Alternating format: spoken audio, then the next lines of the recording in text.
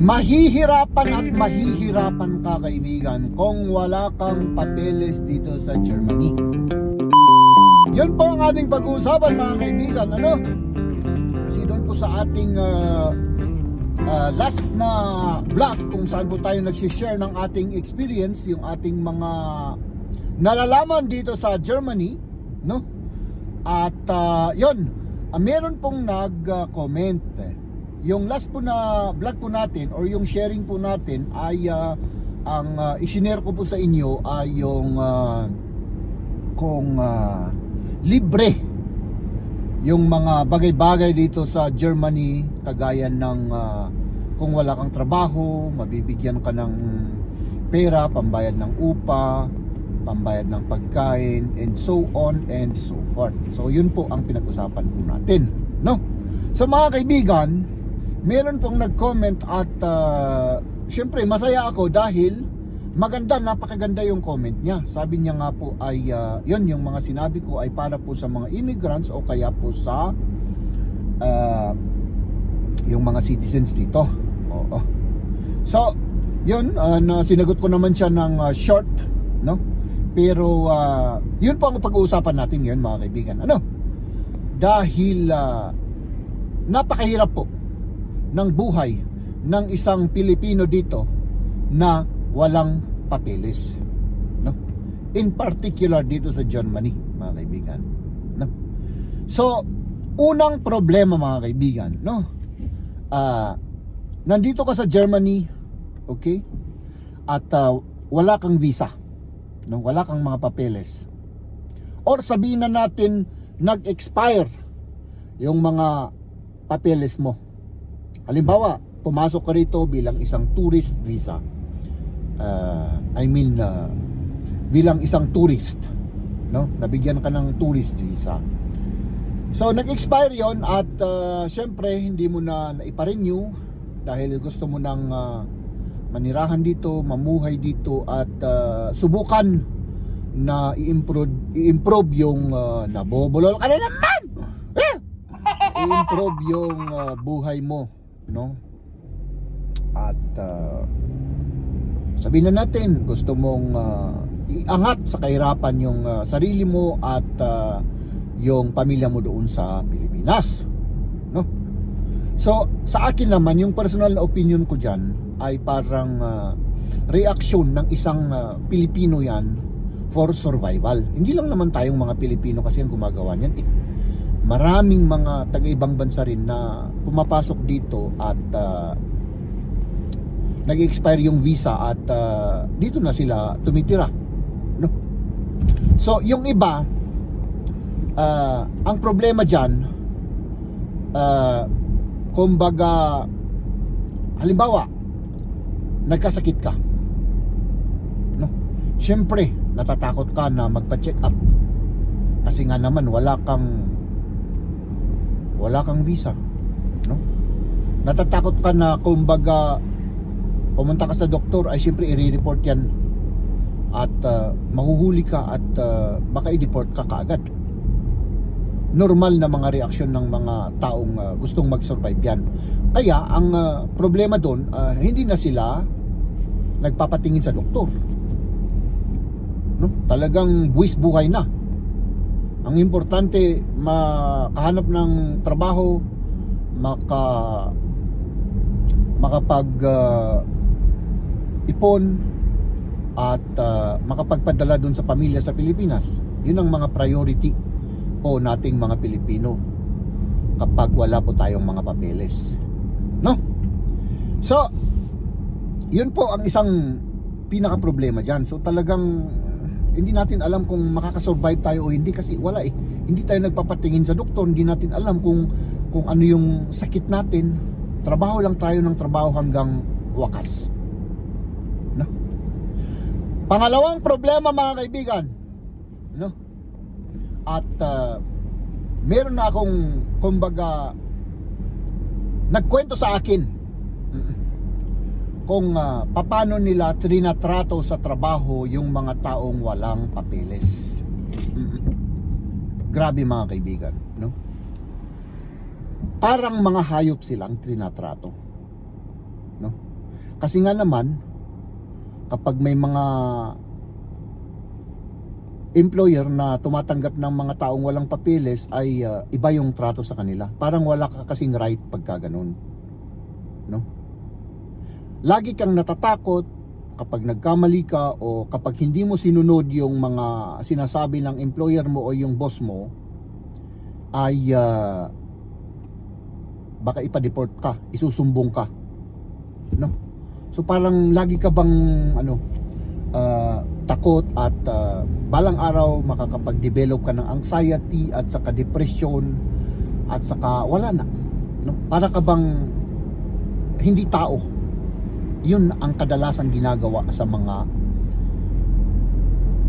empleyado or trabahante na mga walang papeles. Talagang pinagsasamantalahan sila. Talagang para bang mga hayop na mga slave, parang ganun. Yun po. Oo. No?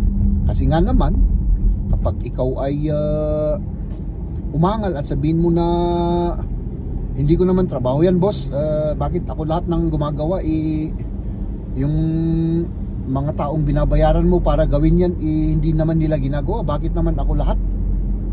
Boss, hindi ko na kaya, hindi na halos ako natutulog, baka wala, baka ikamatay ko ba to? Kapag nagsalita nga naman sila ng ganun, kahit na katotohanan, ay siyempre, yun nga, takot na isumbong at wala nang kita at wala nang yun, ipapadala sa pamilya doon sa Pilipinas. So, yun po yung mga main problem. Kung pupunta ka dito, kaibigan, at ikaw ay maninirahan dito na walang papeles. Marami pang mga problema, pero hindi na natin itatakal yung mga ibang problema. Yung dalawang problema lang na yun ang gusto ko talagang i-share po sa inyo, no? Dahil wala, kawawa tayo kapag wala tayong papeles dito. Ngayon naman mga kaibigan, yung isang solusyon dyan mga kaibigan, no? Ang ginagawa po dito, no, ay humihingi ng saklolo, no? Saan po? Kadalasan na pinupuntahan po nila yung mga simbahan. Nagpapatulong po yung mga taong hirap na at yung talagang hindi na alam kung ano ang gagawin. Tama nga naman, diba? Hindi mo na alam kung ano yung mangyayari sa kinabukasan, diba? Kung talagang mabubuhay ka pa dahil may malalang sakit ka na at hindi ka nagpapacheck up, o kaya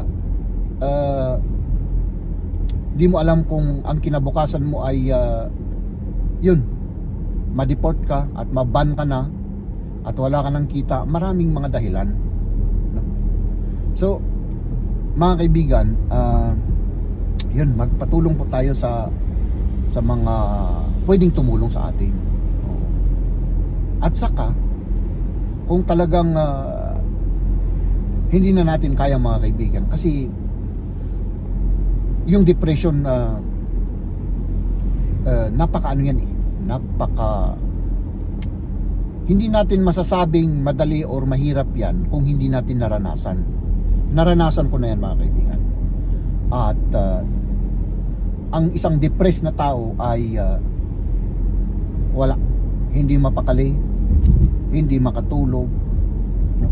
Hindi alam kung anong gagawin. Mga simpleng bagay ay hindi kayang gawin. Yung bang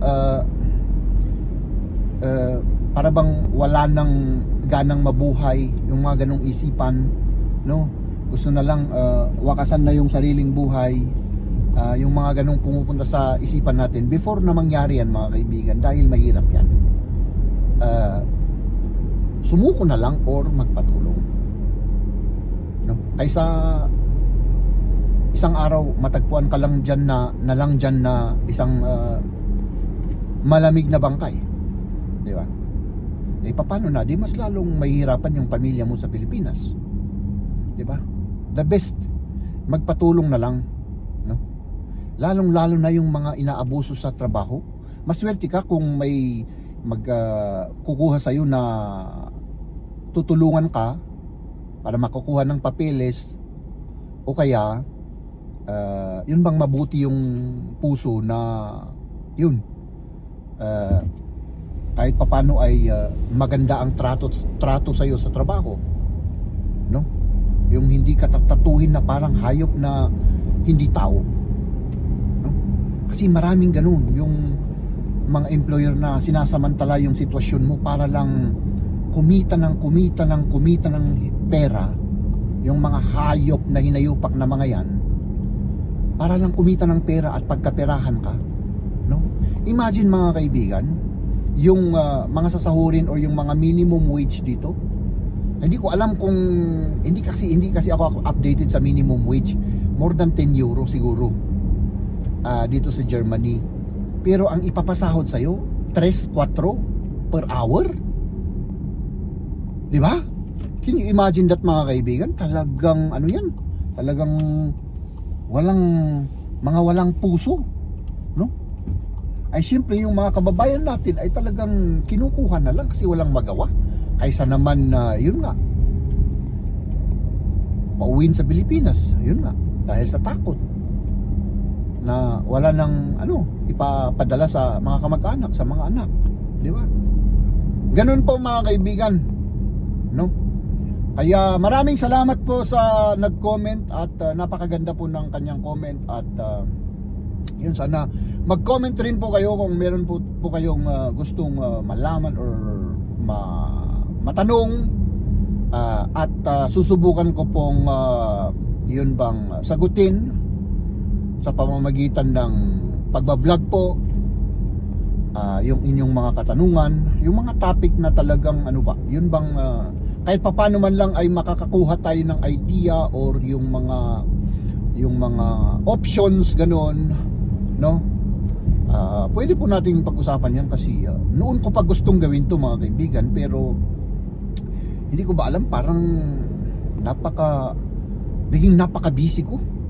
Oo mga kaibigan, no? Tapos yan mga kaibigan, maraming salamat sa inyo at hanggang sa susunod po, no? At syempre kung nagustuhan niyo po yung ating vlog ay mag-like po kayo at yun nga po, leave your comment at yun, mag-ingat po tayong lahat. Maraming salamat.